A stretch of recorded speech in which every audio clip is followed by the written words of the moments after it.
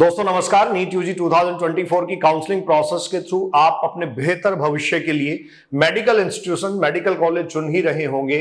और हाँ, आप कैसे डॉक्टर बनकर निकलेंगे यह निर्भर करता है आपकी स्किल्स, आपके डेडिकेशन के साथ साथ आपके कॉलेज पर भी, आपके इंस्टीट्यूशन पर भी। कैसा मेडिकल कॉलेज आप चुनते हैं, किस मेडिकल संस्थान का आप चुनाव करते हैं, यह तय करेगा आपके भविष्य की दशा और दिशा।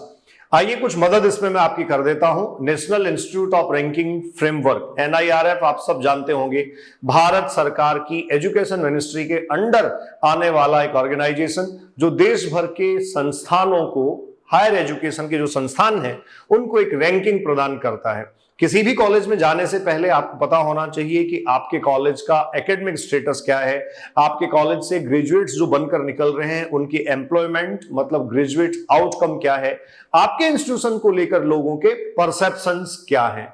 इन सब बातों पे बात करेंगे। उससे पहले आपको एक वाकया बता देता हूं। कल एक स्टूडेंट के पेरेंट मेरे पास आए। 705 मार्क्स लाने के बाद बच्ची को पटना एम्स फर्स्ट राउंड में अलॉट हुआ, लेकिन क्या अपग्रेडेशन लगाया जाना चाहिए? डेफिनेटली। दूसरा एक केस ऐसा था जिसमें Lady Hardinge medical college allot हुआ। मैंने अपने पुराने स्टूडेंट से बात करके व्यूज तो दे दिए, लेकिन क्या लेडी हार्डिंग मेडिकल कॉलेज को भी अपग्रेड किया जाना चाहिए? कौन से ऐसे स्टेट्स हैं जिन स्टेट्स में मेडिकल की पढ़ाई आपको बेहतर मिलेगी और भारत सरकार इसके बारे में क्या कहती है, विस्तार से बात करते हैं। दोस्तों, NIRF हायर एजुकेशन के जितने सारे इंस्टीट्यूशन हैं उनकी एक रैंकिंग जो जारी करता है, उसके बेसिस और पैरामीटर्स क्या है, टीचिंग लर्निंग रिसोर्स वहां कैसे हैं, स्टूडेंट स्ट्रेंथ से लेकर स्टूडेंट फैकल्टी रेशियो क्या है, इसके अलावा ऑनलाइन एजुकेशन, फाइनेंशियल रिसोर्सेज और उनका यूटिलाइजेशन क्या है, ये सब भी ध्यान में रखा जाता है। 30% वेटेज इसको दिया गया है।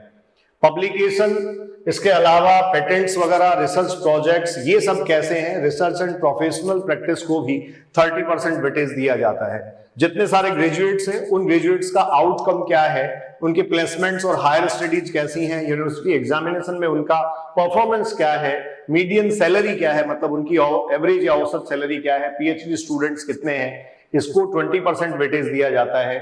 इसके बाद आउटरीच एंड इंक्लूसिविटी, ये भी बहुत इंपॉर्टेंट है। रीजन की डाइवर्सिटी, मेडिकल कॉलेज में जाने से पहले हम दिमाग ये लगाते हैं कि हमारे आसपास के एरिया के लोग वहां हैं या नहीं है, तो रीजन की डाइवर्सिटी क्या है, वुमेन डाइवर्सिटी क्या है, economically and socially challenged students मतलब जो वीकर सेक्शन है उसके स्टूडेंट्स कितने हैं, और इसके अलावा फिजिकली चैलेंज्ड स्टूडेंट्स कितने हैं, 10% वेटेज इसको भी दिया जाता है। और इसके बाद आपके कॉलेज को लेकर परसेप्शन क्या है, आपके कॉलेज के बारे में लोगों की धारणाएं कैसी हैं। जैसे अगर आप एम्स दिल्ली की बात करें तो इस परसेप्शन वाले पॉइंट में एम्स दिल्ली को 100% वेटेज मिलता है। इसका मतलब ऑल गुड, कोई भी बुरा नहीं कहता है। तो आइए स्टूडेंट्स, भारत के टॉप 50 मेडिकल कॉलेजेस की बात कर लेते हैं। तमिलनाडु टॉप पर है। टॉप 50 में 7 मेडिकल कॉलेजेस तमिलनाडु के हैं। दिल्ली और इसके अलावा कर्नाटक में 6 मेडिकल कॉलेजेस जो हैं वो टॉप 50 में अपनी जगह बनाए हुए हैं। आप हरियाणा, पंजाब, राजस्थान, वेस्ट बंगाल ऐसे स्टेट्स की बात करोगे तो टॉप 50 में हमारे भी दो इंस्टीट्यूट्स जो है वो शामिल हैं। और इसके अलावा अगर आप देखें तो बिहार, गुजरात, इन सब का केवल एक ही इंस्टीट्यूट शामिल है। जैसे एम्स दिल्ली का नंबर जो है वो पहला है। आप देखेंगे तो रैंकिंग में एम्स दिल्ली फर्स्ट है। इसके बाद आप देखेंगे तो PGI चंडीगढ़ सेकंड रैंक पे है। Vellore Tamil Nadu, Christian medical college, national institute of medical mental health and neuro sciences Bengaluru Karnataka, इस तरीके से ये आपको देखने को मिलेगा। दोस्तों, उत्तर प्रदेश के भी 4 मेडिकल कॉलेजेस जो हैं वो टॉप 50 में आते हैं। तो ये पूरी एक लिस्ट आपके पास है। एम्स ऋषिकेश जो है उत्तराखंड का कॉलेज है, इसकी भी काफी अच्छी डिमांड है।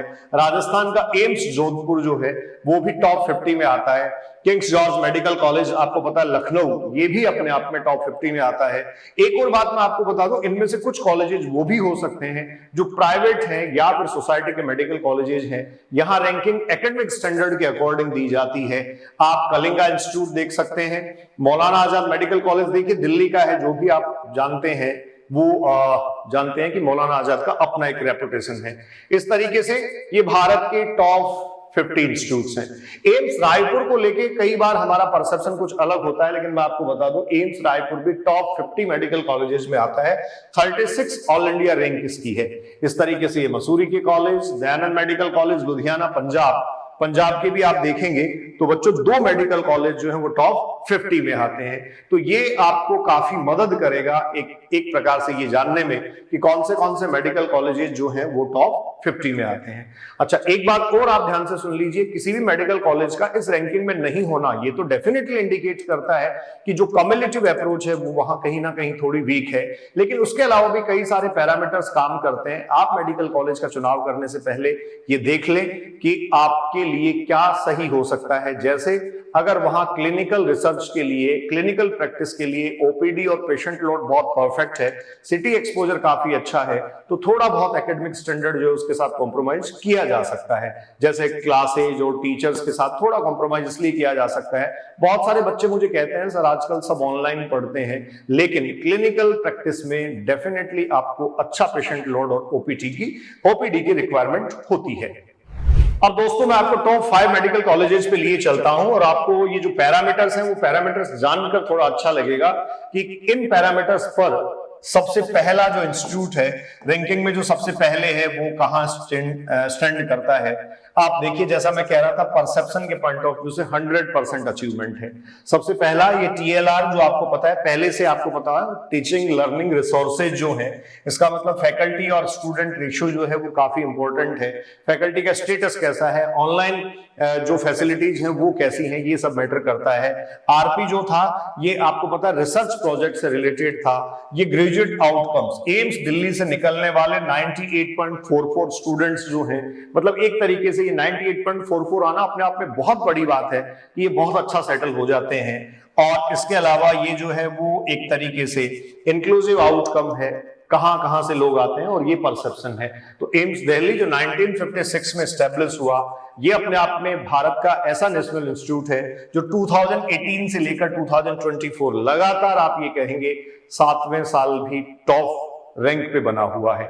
इसके ठीक बाद भारत का दूसरा मेडिकल कॉलेज आप देखेंगे तो बच्चों ये दूसरा मेडिकल कॉलेज है post graduate institute of medical education and research, PGIMER Chandigarh. देखिए हरियाणा में भी ये इंस्टीट्यूट काफी अच्छी पोजीशन वाला है, और यहां भी आप देखेंगे तो ये जो एकेडमिक स्टैंडर्ड है वो 91.49 है, बाकी परसेप्शन के पॉइंट ऑफ व्यू से ये 68.37 है। इसके साथ साथ आप देखेंगे Christian medical college Vellore, Christian medical college Vellore के बारे में भी काफी अच्छी बातें हमें सुनने को मिलती हैं। 77.55 परसेप्शन है और 95.64 ये स्टूडेंट टीचर और आप ये कह सकते हैं टीचिंग लर्निंग का पार्ट है। इसका जो रिसर्च प्रैक्टिस है वो काफी कम दिखाई दे रहा है, 50% से नीचे, ये थोड़ा सा एक देखने वाली बात है क्रिश्चियन मेडिकल कॉलेज। उसके बाद national institute of medical health and neuro sciences Bengaluru, ये जो मेडिकल कॉलेज है इसमें देखो टीएलआर मतलब टीचिंग लर्निंग जो रिसोर्स है वो काफी अच्छे हैं, लेकिन इसका जो रिसर्च प्रैक्टिस है वो बहुत ज्यादा नहीं है। परसेप्शन के हिसाब से भी कोई बहुत ज्यादा अच्छा यहाँ शो नहीं हो रहा है। उसके बाद Jawaharlal institute of post graduate medical education research Puducherry, आपको पता है ये जिपमर की बात की जा रही है और यहां भी ये स्कोर कार्ड आप देख सकते हैं, लेकिन रिसर्च प्रैक्टिस के मामले में ये भी 50% से नीचे आ रहा है। इधर लास्ट आप देखेंगे अगर तो लास्ट रैंकिंग इसी की है, जिपमर पुडुचेरी की। 4th रैंक पे आपको पता है बेंगलुरु का इंस्टीट्यूट है, Christian medical college 3rd number पे है, पीजीआई चंडीगढ़ 2nd रैंक पे है और 1st रैंक पे है एम्स। अब जो रिसर्च प्रैक्टिस है उसके हिसाब से अगर किसी इंस्टीट्यूट का रैंकिंग 50% से नीचे आता है तो ये अपने आप में सोचने वाली बात तो है।